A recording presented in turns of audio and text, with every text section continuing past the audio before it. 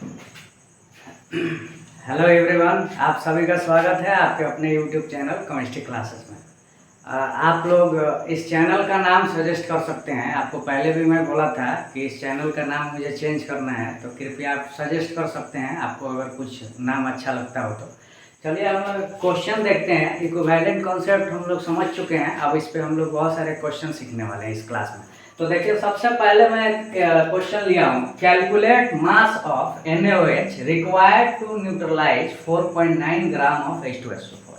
ठीक है, H2SO4 को जो ये 4.9 ग्राम है, कितना मास NaOH का चाहिए कि इक्वेशन जो है क्या हो जाए, न्यूट्रलाइज हो जाए। ठीक है, तो इसको हम लोग किससे सॉल्व कर सकते हैं, मोल कंसेप्ट से भी कर सकते हैं, लेकिन मोल कंसेप्ट में ज़्यादा मेहनत करना पड़ता है। आपको मैं सिखाया हूँ, उसमें सबसे पहले क्या करना पड़ता है, इक्वेशन लिखिए, उसके बाद उसको बैलेंस करिए, फिर इसके बाद स्टोइकियोमेट्रिक कोफिशिएंट से आप क्या करिए, जिसका मोल पता होगा उसको फिर से निकालिए। एक बार आप वीडियो देख लीजिएगा, क्योंकि इसमें हम लोग ज़्यादा लेंदी हो जाएगा अगर पिछले चीज़ों को मैं बताना स्टार्ट करूँगा। तो अगर आप नहीं देखे हो मोल कंसेप्ट का मेरे वीडियो, तो आप एक बार अच्छे से देखिए। अभी हम लोग इक्विवेलेंट कॉन्सेप्ट सीखने वाले हैं। देखिए, इक्विवेलेंट कॉन्सेप्ट से आप चीज़ों को बहुत आसानी से कर सकते हैं, सॉल्व इजीली कर सकते हैं। जैसे कि देखिए, इस क्वेश्चन में कैसे हम लोग करेंगे। ये क्वेश्चन मैं पिछले क्लास में भी बताया था, लेकिन थोड़ा सा कैलकुलेशन मिस्टेक हो गया था, आपको बता देना चाहता हूँ। ठीक है, तो इसमें मैं फिर दोबारा उसको सुधार कर लेता हूँ। हो जाता है कभी कभी मिस्टेक, क्योंकि टीचर हैं हम लोग भी, प्रेशर रहता है, खासकर ऑनलाइन में बच्चे सामने नहीं रहते हैं। यहाँ मिस्टेक तो होती है तो बच्चे बता देते हैं तुरंत के, सर वहाँ गलती हो गया कैलकुलेशन में। लेकिन ऑनलाइन में ये सुविधा नहीं है, आप समझ सकते हैं। अगर ऑनलाइन क्लासेस होती, आई मीन लाइव क्लासेस, तो उसमें सुविधा हो जाती है, बच्चे बोल देते हैं उसमें, मतलब कमेंट करके बता देते हैं कि हाँ सर यहाँ गलती हो गई है। चलिए देखते हैं इसमें। इक्विवेलेंट हमें निकालना है, किसका मास है, NaOH का मास निकालना है। तो क्या करिए, इक्विवेलेंट ऑफ NaOH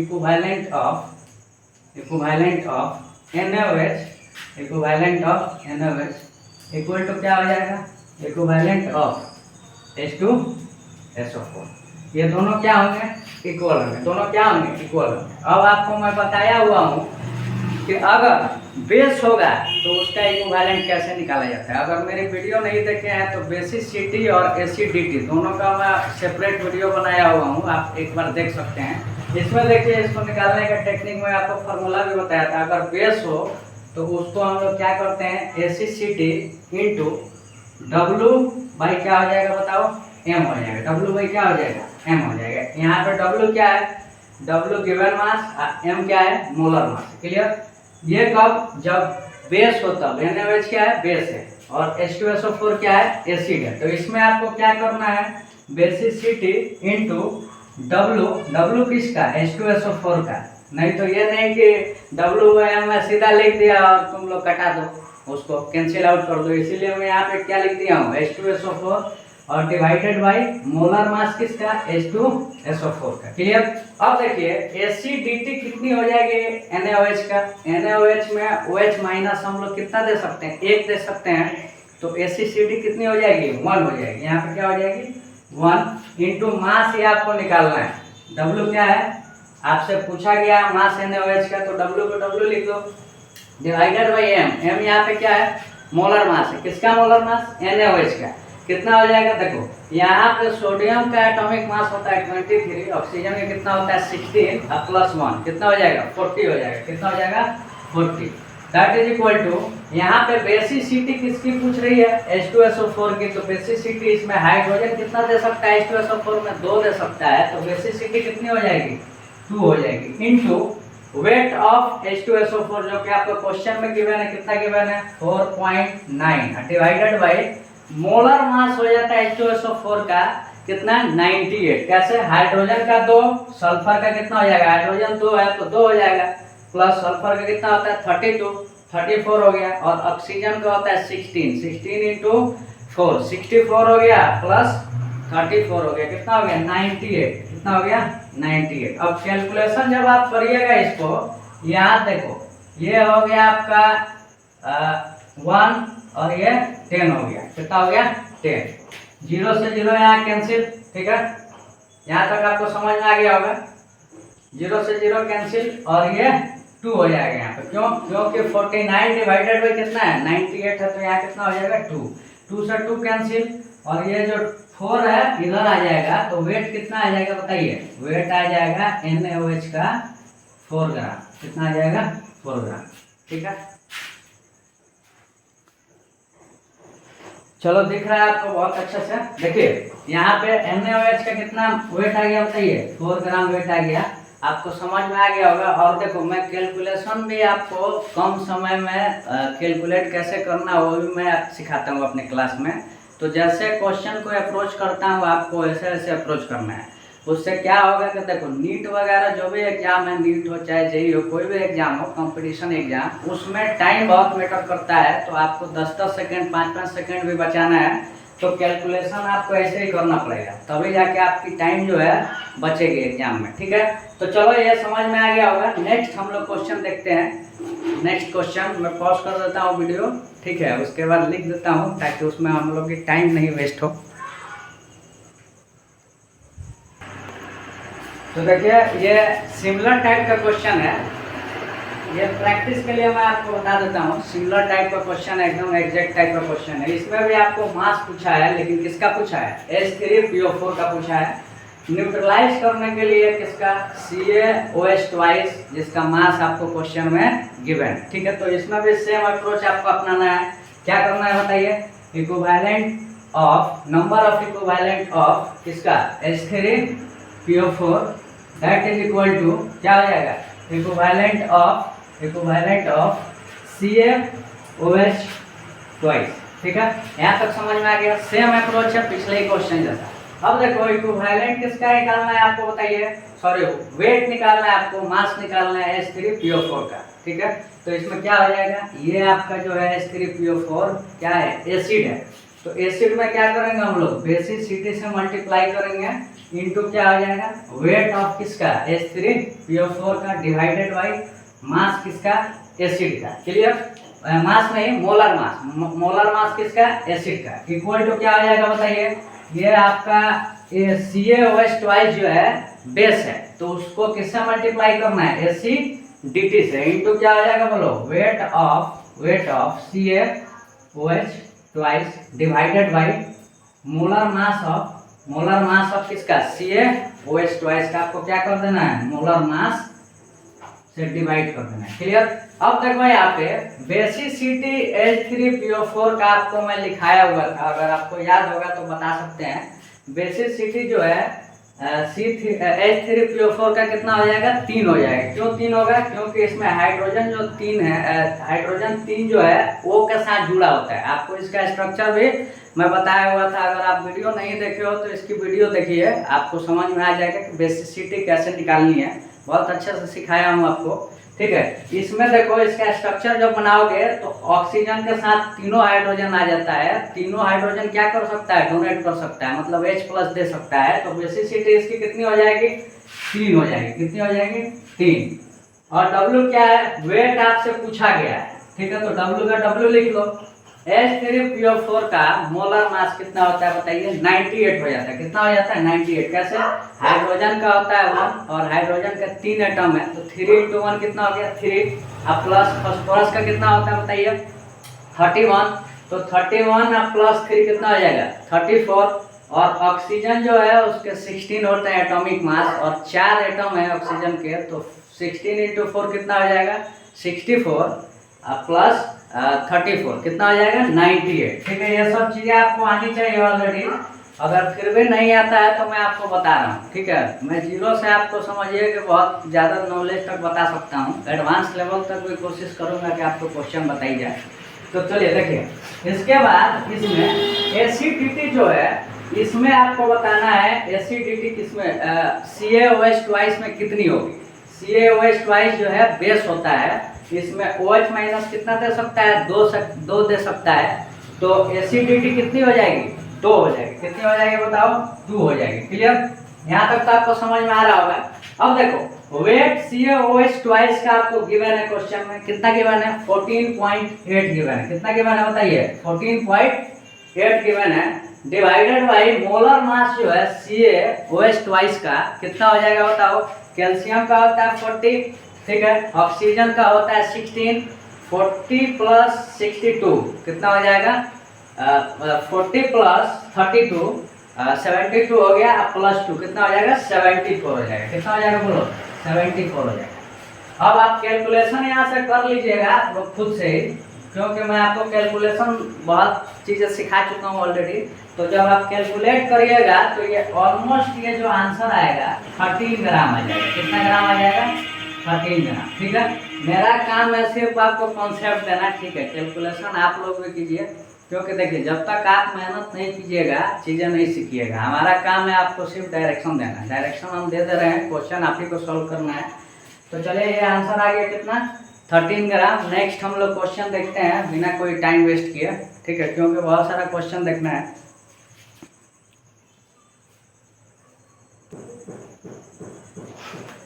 हाँ तो ये क्वेश्चन देखिए, ये बहुत ही अच्छा क्वेश्चन है। 1 ग्राम दिया हुआ है CaCO3 का, जो कि रिएक्ट कर रहा है किससे 50 ml ऑफ HCl सॉल्यूशन से ये रिएक्ट कर रहा है। इसमें क्वेश्चन में आपको बताना है normality of HCl solution. HCl solution की आपको क्या बतानी है, नॉर्मालिटी बतानी है। क्या क्या क्वेश्चन में गिवन है फिर से देख लो एक बार। 1 ग्राम दी हुई है आपको CaCO3, जो कि रिएक्ट कर रहा है 50 मिलीलीटर HCl सॉल्यूशन से, ठीक है। इसमें आपको बताना है N of HCl solution. N मतलब कि नॉर्मालिटी बतानी है आपको किसकी HCl सॉल्यूशन के, ठीक है। अब इसमें देखो ध्यान दो इधर, इसमें आपको क्या करना है, इक्विवेलेंट कॉन्सेप्ट लगाओगे तो इस क्वेश्चन को आसानी से हम लोग सॉल्व कर सकते हैं। अब देखिए कैसे, इक्विवेलेंट ऑफ CaCO3 किसके बराबर होगा बताओ, इक्विवेलेंट ऑफ HCl। ये दोनों क्या होंगे, इक्वल होंगे। अब आपको मैं बताया हुआ हूँ कि जो CaCO3 है वो क्या होता है बताओ, बेस होता है। क्या होता है, बेस होता है। तो हम लोग फार्मूला अभी कुछ देर पहले सीखे थे। अगर बेस होगा तो क्या करना है आपको, एसिडिटी से मल्टीप्लाई करना है इनटू वेट डिवाइडेड बाई इसका मोलर मास इक्वल टू क्या हो जाएगा। इसमें देखो HCl सॉल्यूशन में क्या गिवन है, वॉल्यूम गिवन है। आपसे पूछ क्या रहा है, नॉर्मालिटी पूछ रहा है। तो मैं फार्मूला आपको लिखाया हुआ था, मेरी पिछली वीडियो देख लीजिएगा। मैं फार्मूला बहुत अच्छे से डिराइव करके भी आपको बताया था।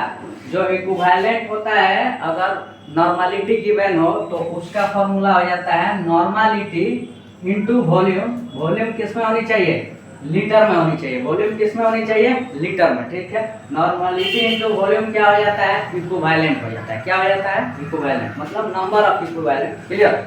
अब देखो इसमें एसिडिटी जो होगी कितनी होगी बताइए।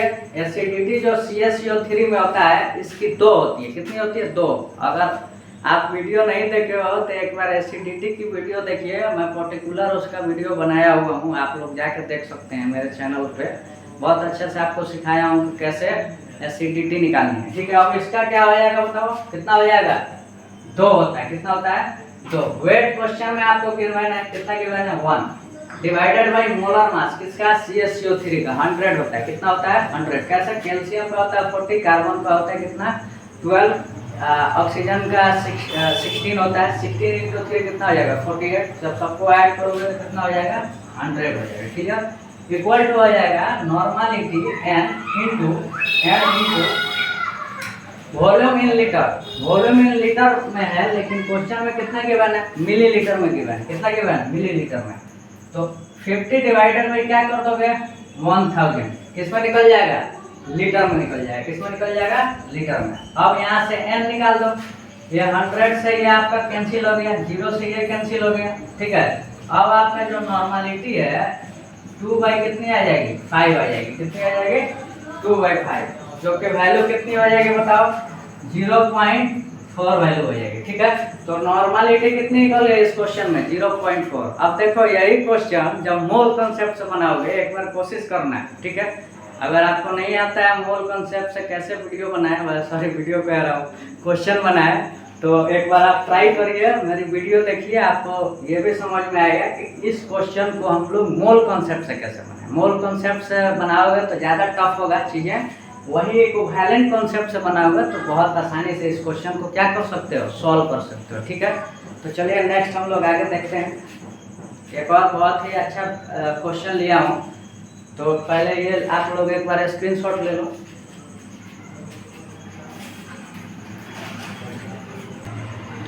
देखो ये क्वेश्चन है, बहुत ही जबरदस्त क्वेश्चन है, देख लो।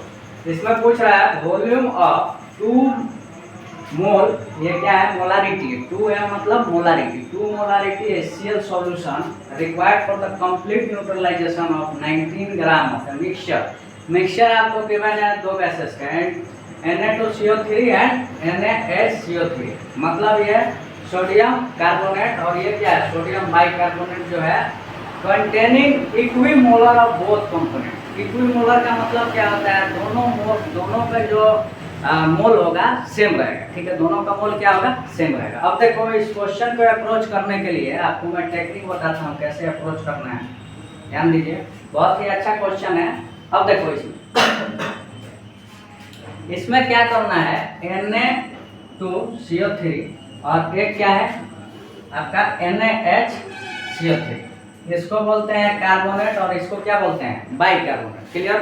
तो देखो कार्बोनेट जो है, कार्बोनेट, इसका मोलर मास कितना हो जाएगा, मोलर मास 106 हो जाएगा। कितना हो जाएगा, 106। ठीक है, मोलर मास मान लीजिए ये है, क्या है, मान लीजिए Na2CO3 का जो मास है, लेट अस सपोज A है। क्लियर। और NaHCO3 बाइकार्बोनेट जो है, सोडियम बाइकार्बोनेट, इसका भी मास मान लो कंटेन है कितना, A। क्यों, क्योंकि देखिए इक्विमोलर है तो मास क्या होंगे, सेम ही होंगे। क्लियर। और NaHCO3 का मोलर मास कितना हो जाएगा, जोड़ के बताइए। इसका मोलर मास जो है 84 हो जाएगा। कितना हो जाएगा, 84। क्लियर। अब देखो दोनों का मास जो है, इसका मोलर मास 84 है और मास कितना गिवन है, A गिवन है, और इसका भी कितना गिवन है, A गिवन है। तो आपको मैं बताया हुआ हूँ कि नंबर ऑफ मोल जो होता है कितना होता है, बताइए, W/m। क्या होता है, W/m। चलो A जो है यहाँ पे हम लोग क्या मान लेते हैं, इक्विमोलर है, that means number of mole क्या होंगे, सेम होंगे। ये A जो है क्या है, मोल है। क्या है, मोल है। ठीक है, ये बताइए क्या है, mole, number of moles, number of moles. ये भी क्या है, नंबर ऑफ मोल्स। क्यों, क्योंकि आपको क्वेश्चन में बोला हुआ है क्या, इक्विमोलर बोला हुआ है, दैट मीन्स दोनों जो है कार्बोनेट और बाइकार्बोनेट, दोनों में मोल क्या होंगे, सेम होंगे। आपको खुद ही क्वेश्चन में लिखा हुआ है। अब देखो n क्या होता है, n इक्वल टू होता है W/m। यहाँ से हम लोग को क्या निकालना है, वेट निकालना है। तो वेट कितना हो जाएगा, n इंटू m, मतलब number of mole into molarity. तो यहाँ पे मल्टीप्लाई कर देते हैं हम लोग, 106 इंटू A, प्लस क्या होगा, 84 into A, that equal to, question में आपको दोनों का मिक्सचर का मास गिवन है। कितना गिवन है बताइए, 19। कितना गिवन है, 19। अब यहाँ से देखो ये जब ऐड करोगे तो कितना आ जाएगा, 190A इक्वल टू क्या आ जाएगा, 90। ठीक है, ये ऐड क्यों किए, क्योंकि मिक्सचर है तो दोनों को ऐड करोगे तभी तो जाकर मास निकलेगा 90। ठीक है, यार बेसिक चीजें हैं यार, इतना तो समझ ही सकते हो। A इक्वल टू क्या होगा बोलो, 19 डिवाइडेड बाई 190। कितना हो जाएगा, 0.1। कितना हो जाएगा, 0.1। क्लियर। अब देखो ये कितना हो गया, 0.1। क्या निकल गया, नंबर ऑफ मोल निकल गया, कितना, 0.1 निकल गया। हम लोग को क्वेश्चन में पूछ क्या रहा है बताइए, आपसे पूछ रहा है वॉल्यूम बताना है। किसका वॉल्यूम बताना है, HCl सॉल्यूशन का। क्लियर। तो चलो इसको मैं मिटा के फिर से नेक्स्ट चीजें आपको बता देता हूँ, क्योंकि जगह का थोड़ा कमी है, इसको मिटा देता हूँ। यहाँ तक तो आपको समझ में आ गया होगा। अब देखिए कौन कौन से चीजों को मिक्स किया गया बताओ, इक्विवेलेंट ऑफ Na2CO3 प्लस क्या आ जाएगा, इक्विवेलेंट ऑफ NaHCO3 किसके बराबर होगा, इक्विवेलेंट ऑफ HCl के बराबर होगा। इक्विवेलेंट ऑफ HCl के बराबर होगा। क्यों, क्योंकि ये दोनों का मिक्सचर है और किसके बराबर है, HCl सॉल्यूशन के बराबर। क्लियर। अब देखिए यहाँ पे Na2CO3 का इक्विवेलेंट कितना हो जाएगा बताइए। ये होता क्या है पहले ये बताओ, ये होता क्या है। Na2CO3 कार्बोनेट है तो क्या है बताइए, ये बेस है, ठीक है। तो बेस को क्या करना हम लोग, एसिडिटी इंटू क्या कर देते हैं, W/M। तो एसिडिटी इसकी कितनी हो जाएगी बताओ, कार्बोनेट का एसिडिटी, एसिडिटी एक्चुअली नहीं होता है, एन फैक्टर निकालते हैं, इसमें क्या निकालते हैं, एन फैक्टर, ठीक है। एन फैक्टर आपको हम बताए हुए हैं, बेस वगैरह नहीं है, इसका एन फैक्टर निकालते हैं कैसे, CO3 पर -2 होता है तो एन फैक्टर क्या हो जाएगा, 2 हो जाएगा, ठीक है। W क्या हो जाएगा, M। तो W/M हम लोग अभी निकाले हुए हैं, कितना निकाले हैं, 0.1 निकाले हुए हैं। अरे W/M होता क्या है, W/M nothing but number of mole, ठीक है। तो कितना हो जाएगा, 0.1। क्लियर। अब देखिए बाइकार्बोनेट का हम आपको बताए हुए हैं, जो बाइकार्बोनेट होता है उस पे माइनस साइन होते हैं, तो एन फैक्टर कितना हो जाएगा, 1 हो जाएगा। 1 इंटू क्या होगा, 0.1, दैट इज इक्वल टू, अब क्या निकालना है आपको, इक्विवेलेंट ऑफ HCl। तो इक्विवेलेंट में आपको मोल गिवन है, क्या गिवन है, मोल गिवन है, कितना गिवन है बताओ, मोलारिटी गिवन है, कितना गिवन है, 2।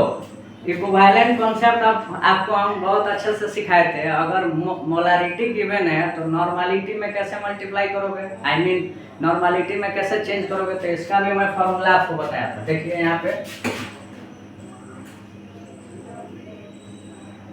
नॉर्मलिटी जो होता है एन फैक्टर इंटू मोलारिटी होता है, एन फैक्टर इंटू क्या होता है, मोलारिटी होता है। क्लियर।